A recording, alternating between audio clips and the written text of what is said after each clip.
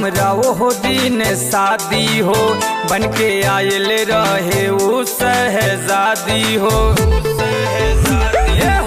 भैया के रहे हमरा वो दिन शादी हो, बन के आयल रहे वो शहजादी हो। हमरा से नैना जार हो गइल, हाँ ऐसन नजरिया लड़ल मोरे भौजी तोरे छोटकी बहिनिया से प्यार हो गइल। हाँ ऐसन नजरिया लड़ल मोरे भौजी तोरे छोटकी बहिनिया से प्यार हो गइल।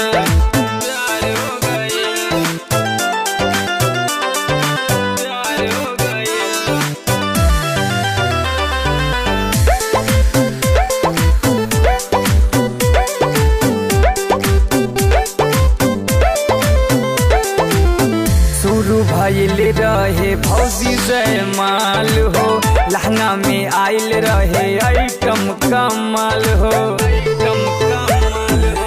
शुरू भइल रहे भौजी जयमाल हो, लहंगा में आइल रहे आइटम कमाल हो। जीजा जीजा कही के उठवा दबाई के, अखिया से अखिया उ मुँह से मिलाई के, देखनी त दिलवा पवार हो गइल। ऐसन नजरिया लड़ल मोरे भौजी तोरे छोटकी बहिनिया से प्यार हो गइल। हाँ ऐसन नजरिया लड़ल मोरे भौजी तोरे छोटकी बहिनिया से प्यार हो गइल।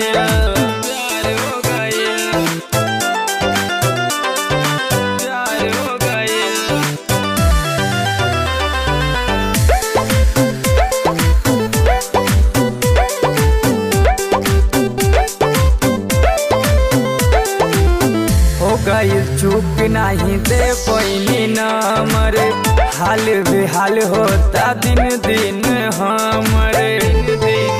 सही में हो गइल चुप नहीं दे पैनी नमर, हाल बेहाल होता दिन दिन हमरे।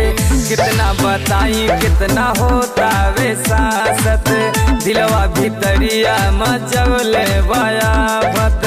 सनिया जग बहली बार हो गई।